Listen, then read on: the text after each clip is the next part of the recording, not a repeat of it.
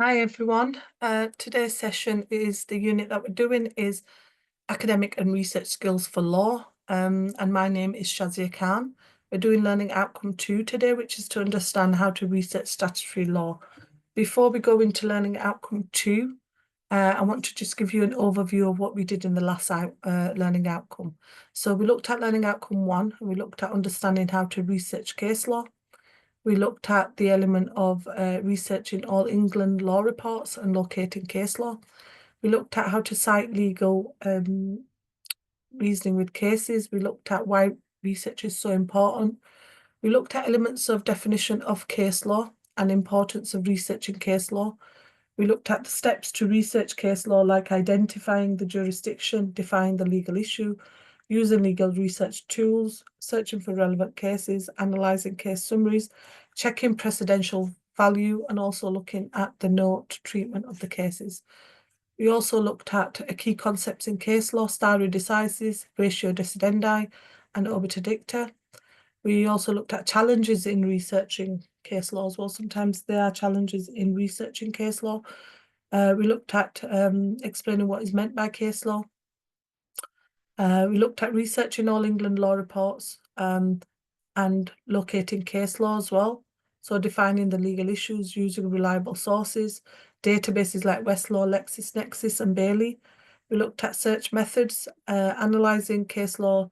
We used practice cases as well, identify case examples. So we looked at Donoghue and Stevenson, the legal principle in that case summary, ratio decidendi, and for Carlyle and the Smokeball Company, legal principle and the case summary.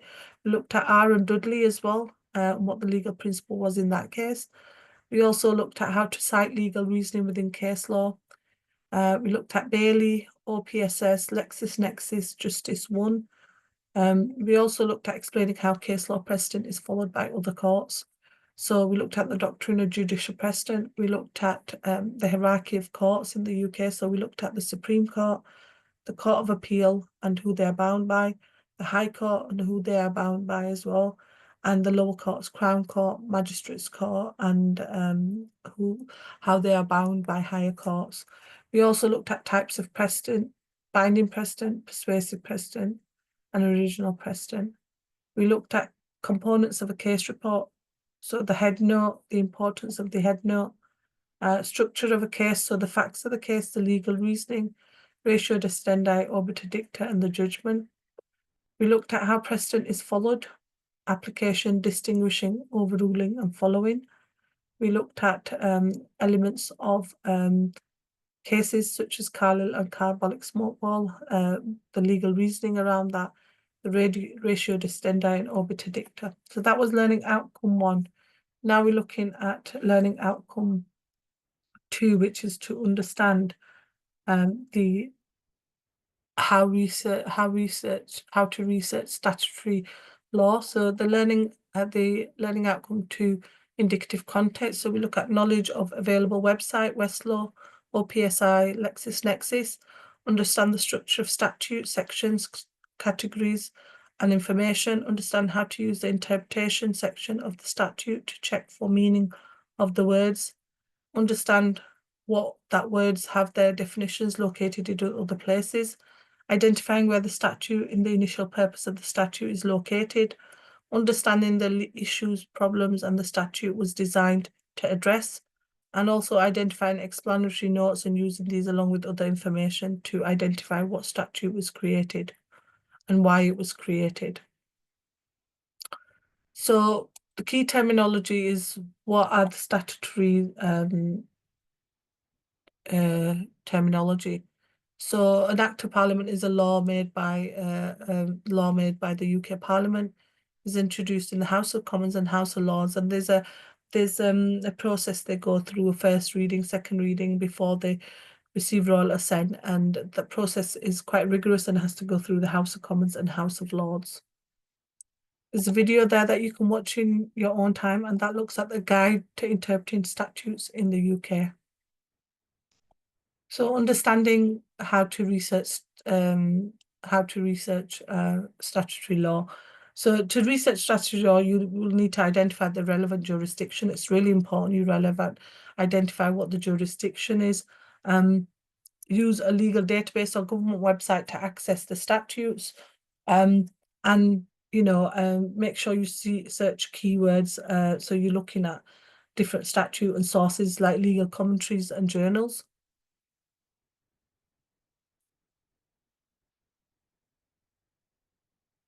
So the statutory laws in the UK are passed by Parliament, as we mentioned, and they're primary legislation to the UK, meaning that they're not dependent on other laws.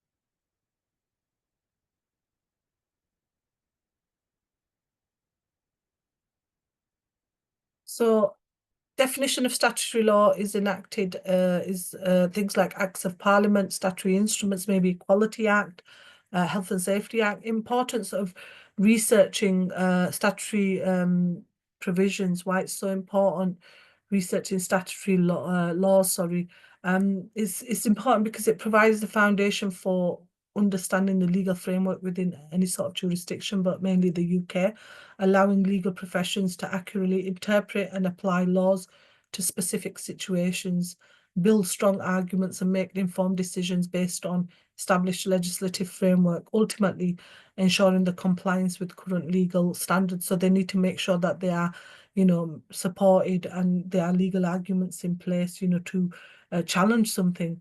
And because the law is constantly changing and evolving, it's sometimes how you can find the status of legislation is really important and it's really crucial in this.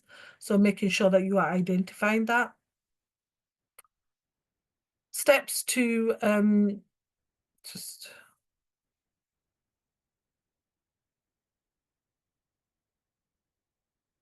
1 minute. So steps to research statutory law, identify the relevant issue. So determine what area of law you're going to, research, maybe contract, employment. Use the words to locate it. So you could put in Equality Act. Access legal resources. So statutory laws can be accessed through various platforms. Official sources, legislation.gov.uk, and legal databases like we looked at in Learning Outcome 1. You could look at Westlaw UK, which offers annotated legislation and commentary.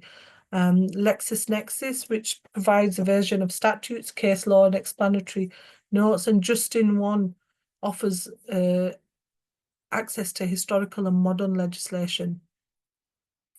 Also locate the statute, so use the title and year, so Equality Act 2010, and the keywords, it could be things like discrimination or harassment in the workplace.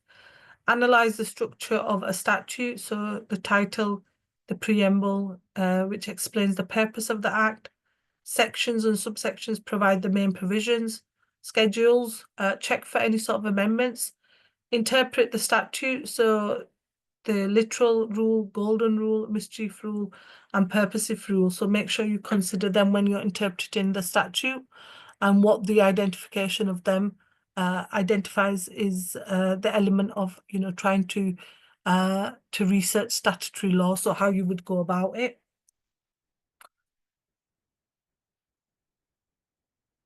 The next part is to look at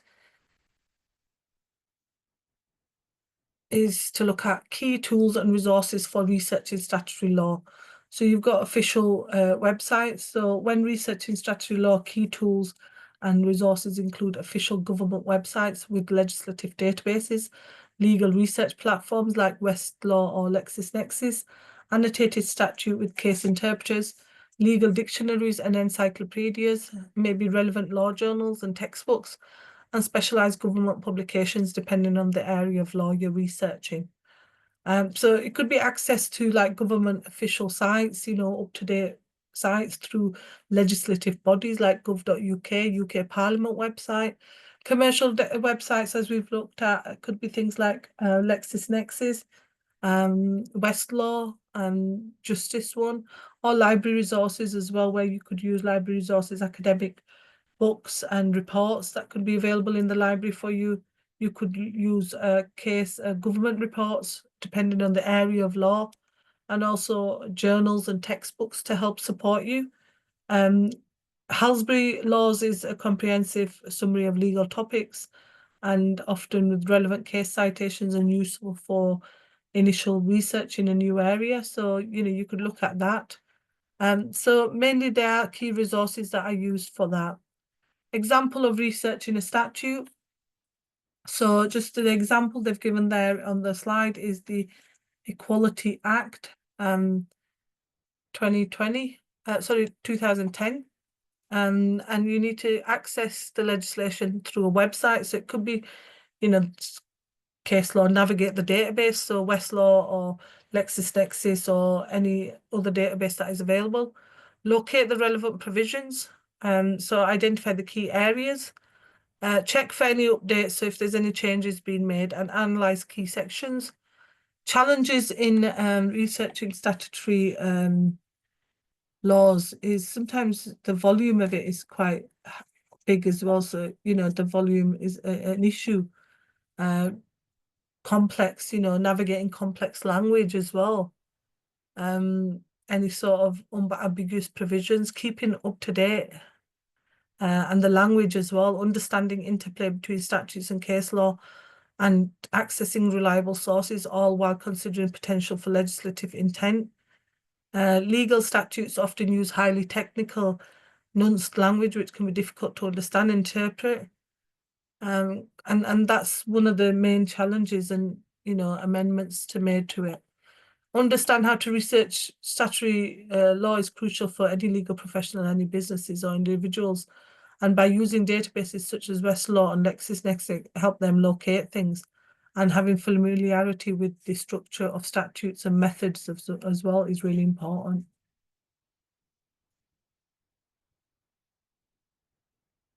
Next one is to explain where to find legislation. So, how do I find legislation is you could use websites, a variety of visual websites, both online and following tables, what databases online that you could use to help you find any sort of resources.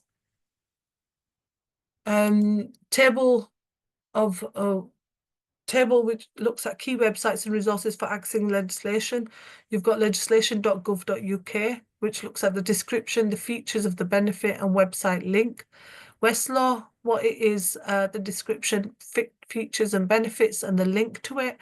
LexisNexis, the description of what the website is and the features and benefits. LexisNexis link. Bailey and Justice One. UK Parliament ones, and Office of Public Sector, OPSI, and Law Librarian, and the links and the features and the description one are on that table. And we've looked at this in Learning Outcome 1 in not in a huge detail, but we've reiterated it more here.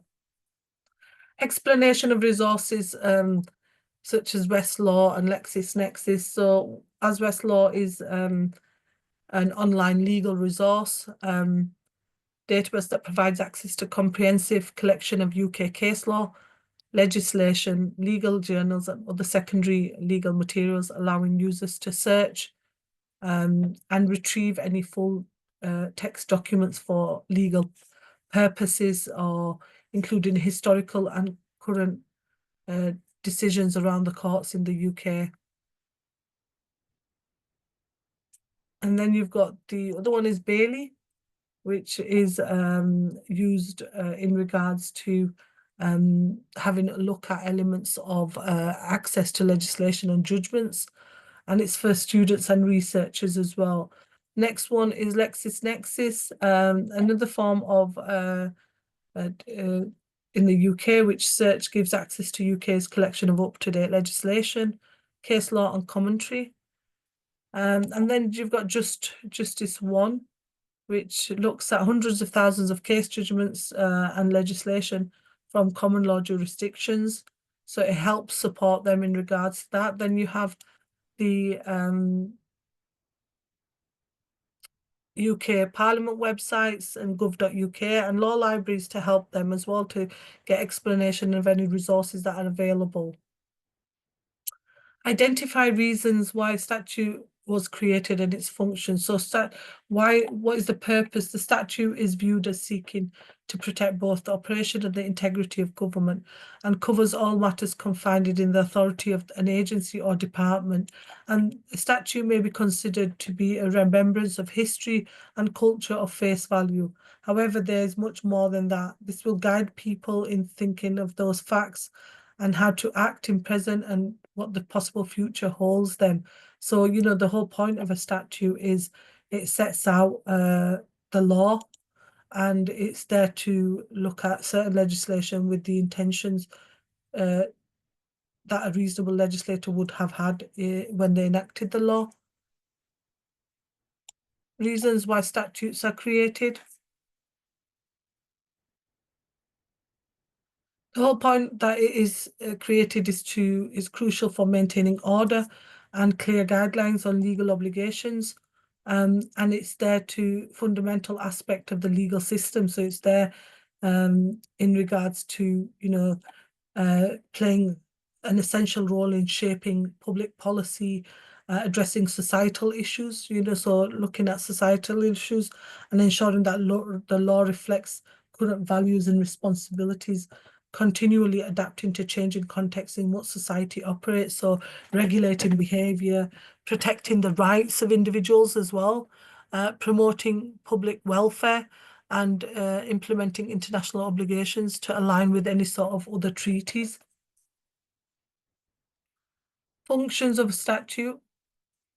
Next slide.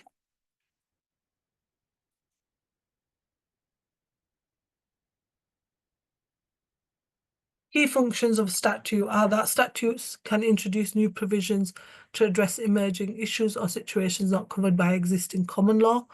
So establishing legal routes, providing enforcement mechanisms. So statutes can amend or repeal parts of existing law to update legal frameworks and adapt to changing society.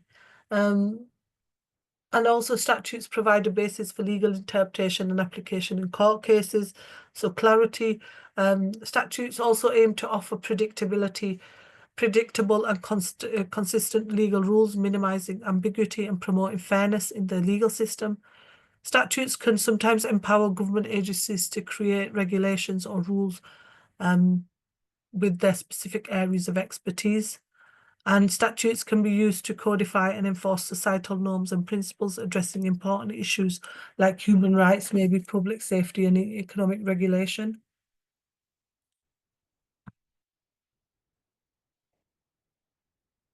So the structure of a statute. Statutes are organized in sections and make it clear and navigable. So a statute is typically structured with a short title, a long title, a body divided in sections, further divided in subsections and paragraphs, sometimes including parts for longer statutes, and may also contain schedules providing additional details, all culminating with the commencement section specifying when the law comes into effect.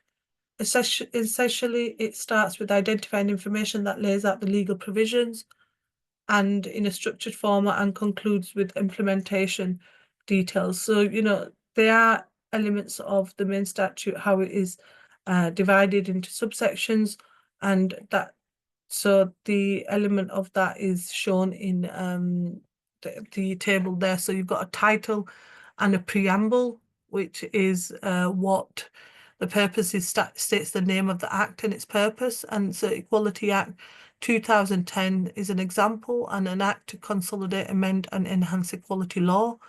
The parts and chapters, the purpose of them is to divide the statute into thematic areas for clarity.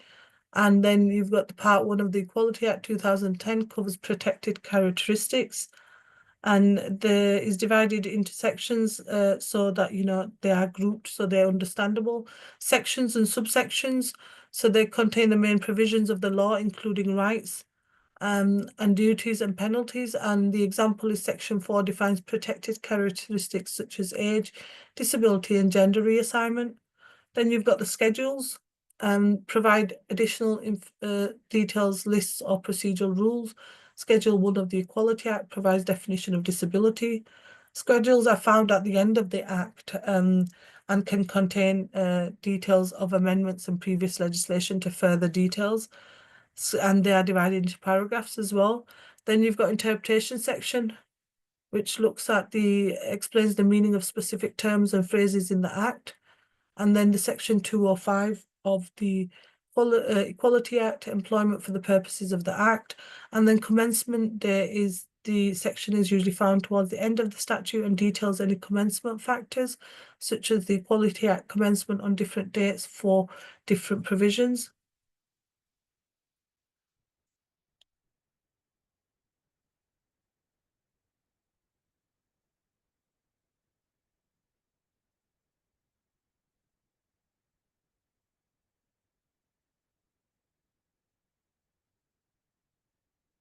The next one is using the interpretation section of a statute.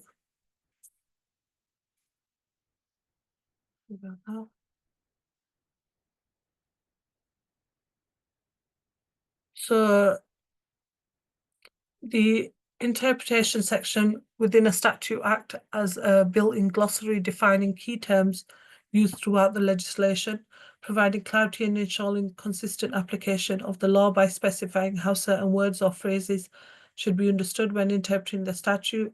Essentially, it helps judges and legal practitioners accurately interpret the meaning of the legislation by providing a reference point for specific terms within the Act. So it identifies the purpose, how to use it. So locate the interpretation usually found at the end of the Act. Look up specific terms, and the example they've given again is the Equality Act 2010, which looked at protected characteristics and disabilities further explained in Schedule 1. So you'd identify that.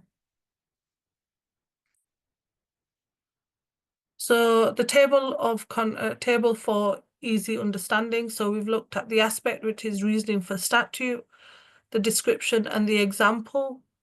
So created to address specific social, economic or legal issues. Equality Act 2010 to promote equality and prevent any sort of discrimination. Functions is that establishes legal rules, enforces compliance and clarifies rights. Health and Safety Act 1974. Title and preamble, which looks at the introducing the acts and its purpose. And then the parts and chapters, sections and subsections, schedules, Interpretation Act and commencement section, which looks at the description and the examples. So in conclusion, the reasons behind creating a statute and is to ensure clarity, enforceability and practical application for application for the law. By understanding components and using tools like interpretation section, legal researchers and practitioners can apply statute provisions effectively to address real-life world situations. Next one is 2.3, identify whether a statute or section is in force. So to determine if a statute or section within a statute is currently in force, you need to check the legislation on a platform like legislation.gov.uk. And if you see it's been repealed or amended, and also look for commencement section within the Act to identify the date it came into force, ensuring you are referencing the most revised version of the legislation. If there's no specific commencement date is listed, it may require further investigations to see if the commencement order has been issued by a minister to activate specific sections of the Act. Key steps to determine if a statute is in section of force. So you'd locate the commencement information, as I mentioned earlier, so often found at the end of it. You need to look at the purpose section of the statute and review the preamble and check official resources. So use official legal databases on whether there is any sort of elements of it. Identify issues and addressed by the statute. Make sure you examine the statute. Make sure you know that it's been passed as well, because it's really important that you make sure that the legislation has been passed. Make sure you are looking at elements of the commencement and whether there's examined the explanatory notes or parliamentary debates such as Hansard. So the structure of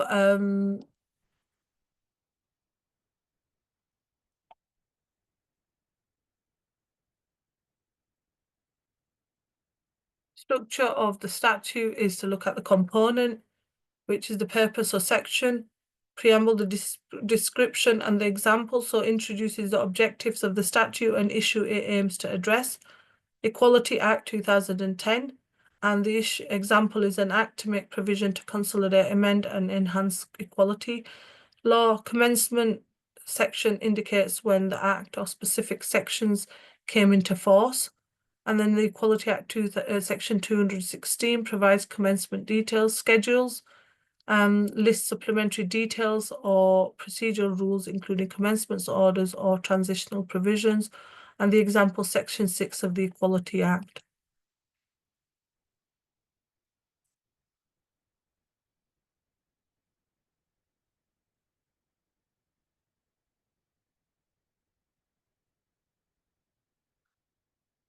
Issues and problems statutes address. So the Equality Act, the purpose and the function is in that table. So what the purpose is and what the function is. Health and Safety Act at work ensures that the place is safe for individuals and employers, and they have a responsibility for health and safety. And the function is it establishes safety standards, enforcement mechanisms to protect workers. The Environmental Protection Act addresses environmental pollution and waste management issues.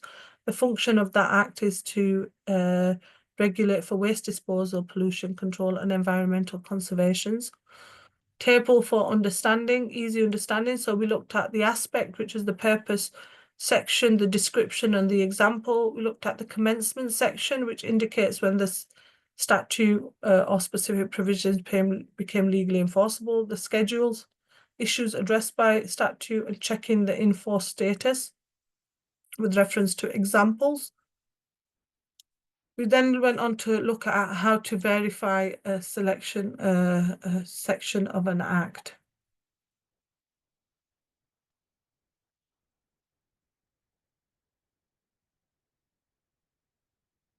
And it says, we can look at to verify if a section of an act is still in force, you can use legislation.gov.uk website, which provides the access to the text of the Acts of Parliament, including any amendments or repeals, allowing you to check if a specific section is still active. You can also use databases like LexisNexis or Westlaw to see the current status of a section, including any amendments or repeals made. So you need to check amendments or any sort of repeals. Once you have found the section, you look at annotations of information indicating if the Act has been amended or repealed by later legislation. If you need more in-depth information, utilize legal database, like we said, LexisNexis or Westlaw to access further details about sections or relevant laws. And look at the commencement section as well. In regards to when checking an act, it specifies when the legislation came into force. And legislation can be amended or repealed over time, so it's important to check for latest updates. And then if you're unsure about the legal status of a specific section, always seek any sort of advice from a qualified lawyer. So, you sometimes, it's really important that you go through the procedure to check that the act is still in place, or is it still in force? So you'd go through the commencement details and then check explanatory notes as well to review if there's any notes for any sort of commencement. So in conclusion, understanding the purpose and commencement issues addressed by statutes is vital for legal interpretation and application. By using tools as the official websites, you would check the commencement sections, researchers, and you can look at the current and relevant laws as well, whether they apply to it or not, or whether the law is still in force. So 2.4, identify supporting material inside a statute. So statutes often include supporting materials such as explanatory notes, schedules.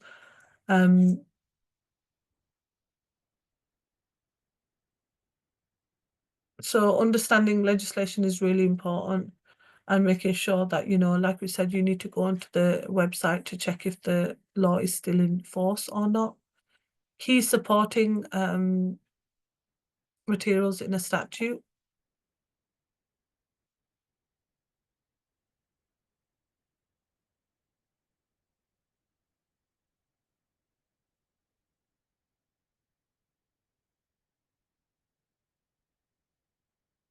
So you'll have the preamble or purpose in that table, and it says the purpose introduces the intent of the objectives, outlines the problems it seeks. Again, Equality Act was the example. Explanatory notes provide detailed explanation of the statute sections, context, and objectives. Again, explanatory notes for the Equality Act 2010. The schedules include supplementary details such as definitions or procedural rules. Section 1 of the Equality Act 2010. Interpretation section defines specific terms and phrases used within the statute to ensure clarity and consistency. Equality Act 2010, Section 205. And then commencement section specifies when the statute or specific sections came into force. Equality Act Section 216. And the transitional provisions outline the provisions that apply temporarily to manage the transition from old to new legal rules, and Environmental Protection Act 1990.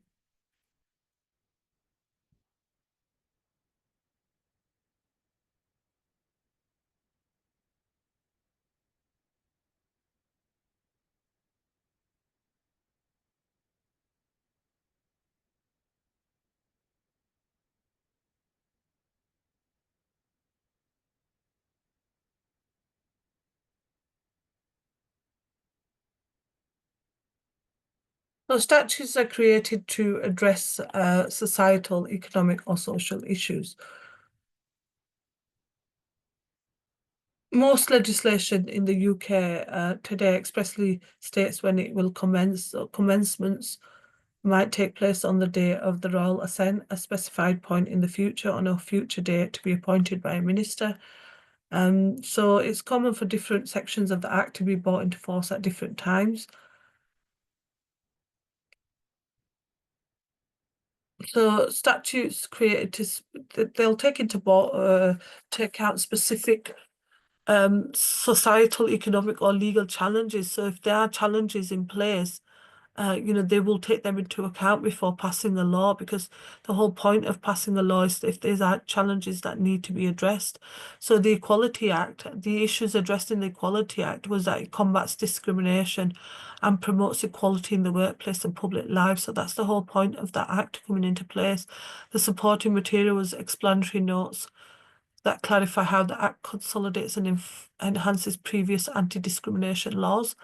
Health and Safety Act, at Work Act 1974 ensures safe working environments and outlines employee responsibilities for health and safety. And the supporting materials it schedules provide specific regulation for hazardous work environments and safety equipment requirements. And then the Environmental Protection Act 1990 was addressing pollution control and waste management to safeguard the environment. The explanatory notes explain penalties for non-compliance and transitional provisions for existing operators. So laws have come into place taking into account societal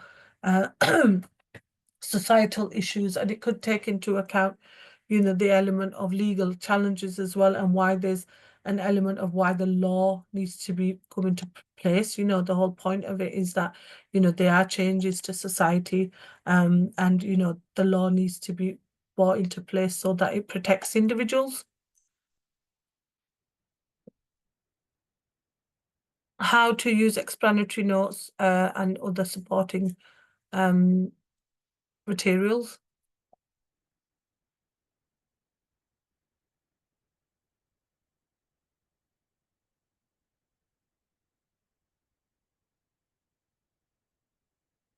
Explanatory notes are documents that explain the purpose of a bill. All government bills and some private bills have an accompanying explanatory note. They can be found among bills documents, and they are used in regards to the purposes. They are there to explain the purpose of the bill. All government bills have been accompanied by explanatory notes, as I've just mentioned, and the purpose of it is that a bill is proposed law. After a bill passes both through Houses of Parliament and receives assent, it becomes an act. Explanatory notes, as we said, explain the purpose of the bill and outlines the provisions of that bill. So makes sure that everything is used in that bill in regards to adding explanations, comments, or additional information on that bill. So the explanatory notes is therefore the purpose of the bill to explain that. And the preamble and purpose section, so they highlight the statute's overall objectives and problems addressed. So they also provide an insight into legislative intent, and schedules are also there for which supplement the main sections with additional definitions or lists and ensure detailed aspects of the law are easily accessible. Interpretation section as well. They ensure precise understanding of legal terms. Because sometimes it's difficult for them to understand legal terms, and it could, it's there for them to identify the purpose of that bill and why that bill's been passed.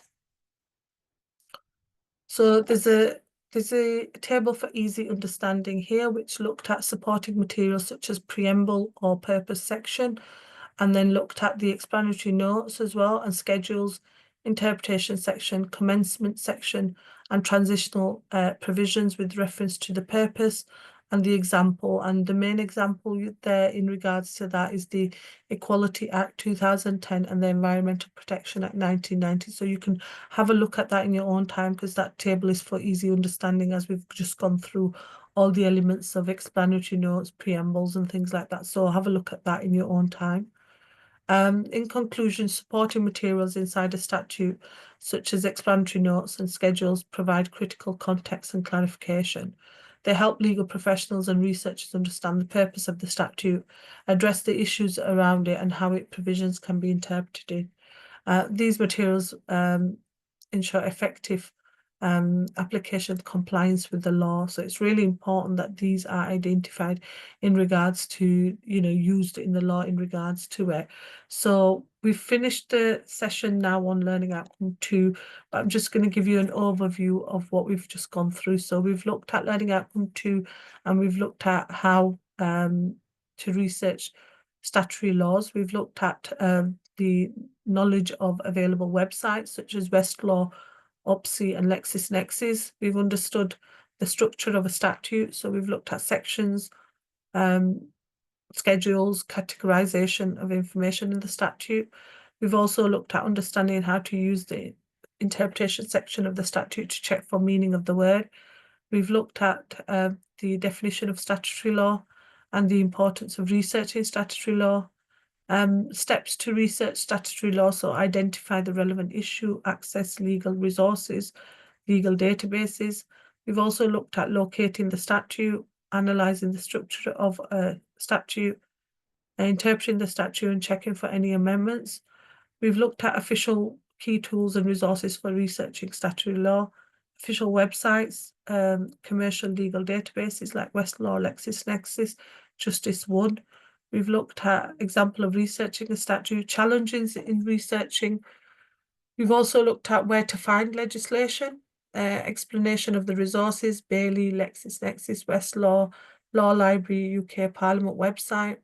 We've looked at identifying reasons why a statute was created and its function, reasons why they are created, functions of a statute, using the interpretation section of a statute, the purpose, how to use it, and an example of the Equality Act 2010. We've looked at identifying whether statute or section is in force, key steps to determine if a statute or section is in force. We've looked at the structure of the statute, issues and problems statutes address. We've looked at elements of how to verify if a section is in force or not. And we've looked at identifying supporting material inside a statute, such as explanatory notes, schedules, and preambles, and what the purpose of them are. We've looked at the element of interpretation section, commencement section, and transitional provisions and relevance of them. We've gone on to then look at the issues and problems the statute was designed to address. So, for example, the Equality Act was there to address any forms of discrimination and promote any sort of forms of equality within the workplace, and supporting materials, explanatory notes. We went on to look at how to use explanatory notes and supporting materials, and we looked at elements of the schedules and interpretation sections. So that was learning outcome 2. Please look at the end of each section. There is a table that you can look at in your own time as well. There's also the references that we've used for today's session are just listed there that you can look at in your own time. Preliminary, refer to ebooks and journals. So this learning outcome and today's learning outcome 2, they're all recorded and will be put on Moodle for you to help you and support you in doing your assignment. Refer to any ebooks and journals on Moodle for this unit. And further reading, there's a link there to Student Legal Research Guide from Inner Temple, and it's a really good link. You can have a look at PDF document in regards to that. And if there's any issues or any questions in regard to anything, please email learnerwork@ukvarsity.co.uk. The next session we'll be doing is learning outcome 3, which will look at elements of the being able to apply the skills of legal citation. Then we have the last learning outcome 4, and then we've got the assignment discussion. So any questions or anything, please email learnerwork@ukvarsity.co.uk. Thank you for attending today's session, and I will see you in the next session. Thank you.